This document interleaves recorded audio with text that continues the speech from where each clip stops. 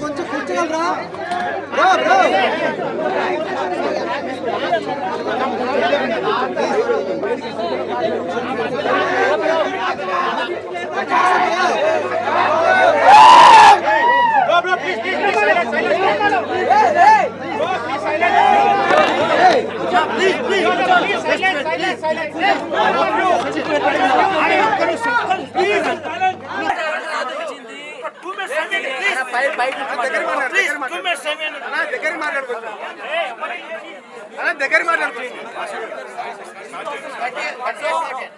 Media వాళ్ళందరికీ కూడా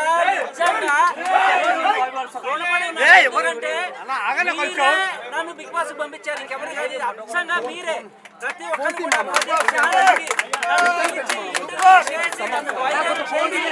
big boss reach చేశారు. బిగ్ బాస్ కి ఇవాళ నేను వెళ్ళానంటే మీరు మాత్రమే కారణం. దీంట్లో ఎటువంటి అసత్యం లేదు. నేను వెళ్ళొచ్చిన తర్వాత రావడానికి కారణం కూడా ఎలిమినేషన్ అయ్యేటప్పుడు కూడా అవతల పక్క ఆదిత్య నేను ఇద్దరు ఉన్నా కూడా నేను ఆల్రెడీ అందరికీ చెప్పాను నేను వెళ్ళాలనుకుంటున్నాను నా బిడ్డ చెప్పాను. సో టీమ్మేట్స్ అందరూ కూడా పాజిటివ్ గా రియాక్ట్ అయ్యారు. కారణం చెప్పినా కూడా ఫైనల్ గా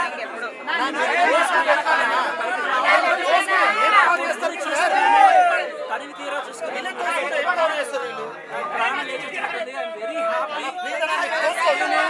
ఈ టైంలో నా భార్య పక్కన చాలా అవసరం. సో ఇది కూడా నాకు నిజంగా పెద్ద వరం లాగా చాలా హ్యాపీ. సో చాలా చాలా పెద్ద థ్యాంక్స్ మీ అందరికీ. నేను రుణపడి ఉన్నాను.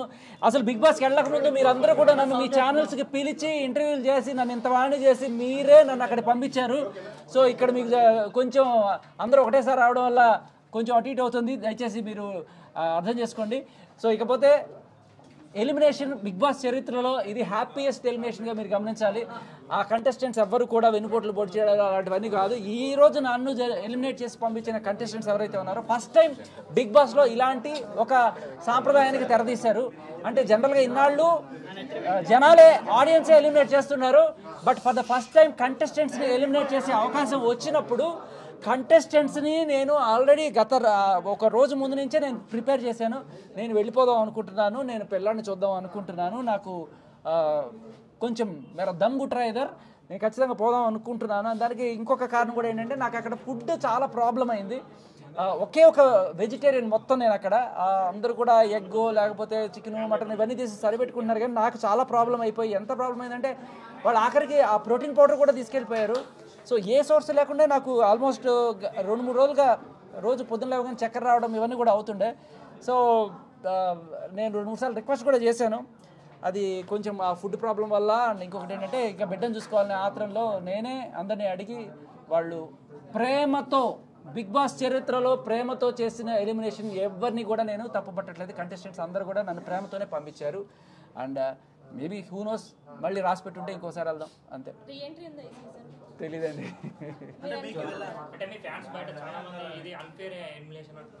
ఫ్యాన్స్ అందరికీ కూడా నా జోకులు లేకపోతే నా స్పాంటినిటీ నచ్చుంటే ఇక్కడ కాకపోతే ఇంకెక్కడైనా మిమ్మల్ని ఎంటర్టైన్ చేస్తాను నేను.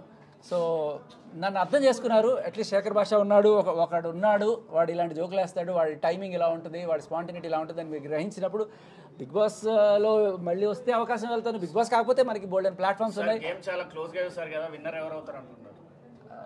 విన్నర్ ఎవరు అవుతారని కాదు, ఎవరు అవ్వాలని కోరుకుంటున్నానంటే నాకు సీత కానీ విష్ణుప్రియ కానీ అయితే బాగుంటుంది. మన తెలుగు అమ్మాయిలు ఇప్పటిదాకా అమ్మాయిలు కాలేదు, ఫస్ట్ టైం అమ్మాయిలు అయితే బాగుంటుంది. అండ్ తెలుగు అమ్మాయిలు కదా అని ఒక అండ్ చాలా అనిపించింది. తెలుగు బిగ్ బాస్ మొత్తంలో ఇప్పుడు ఎక్కువ మంది చూస్తే బయట వాళ్ళే కనిపిస్తుంది. అవునవును, మీకేమనిపించింది? అనిపించింది, అది కూడా అనిపించింది, కొంత అనిపించింది.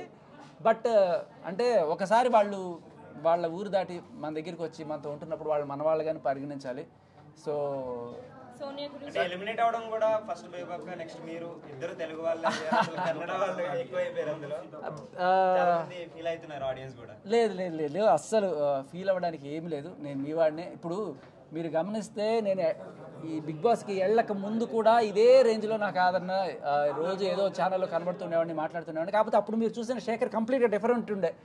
చాలా సీరియస్గా లా పాయింట్లు మాట్లాడుతూ ఎవిడెన్స్లు కలెక్ట్ చేస్తూ ఇన్వెస్టిగేట్ చేసి మీలో ఒకటిగా ఉండే. నేను బిగ్ బాస్కి వెళ్ళడానికి కూడా కారణం అదే. నేను ఏం చేయగలను అంటే ఇలా గొడవలు పడడం ఇవన్నీ కూడా ఆల్రెడీ బయట చేసి ఉంటాడు. మళ్ళీ అక్కడ అదే ఇదెందుకు, మంచి comedy timing, sense of humour. మరి 2 వీక్స్ కే బయటికి రావడం డైజెస్ట్ చేసుకోలేకపోతున్నారు సార్. అవునండి అదే. సో యా అదండి. అండ్ ఇంకొకటి ఏంటంటే అంటే మీకు అనిపించిందే నాకు అనిపిస్తుందమ్మా.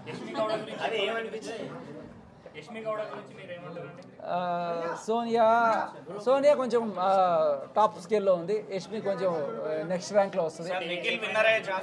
అంటే యష్మి నేను పక్క నుండి చూస్తుంటాను కదా, మాట్లాడుతుంటాం స్ట్రాటజీస్ గురించి. ఎందుకు అలా చేస్తున్నాం అంటే లేదు లేదు మన టీము ఇలాగే చేయాలి అని చెప్పి కళ్ళ ముందు కనబడుతున్నా కూడా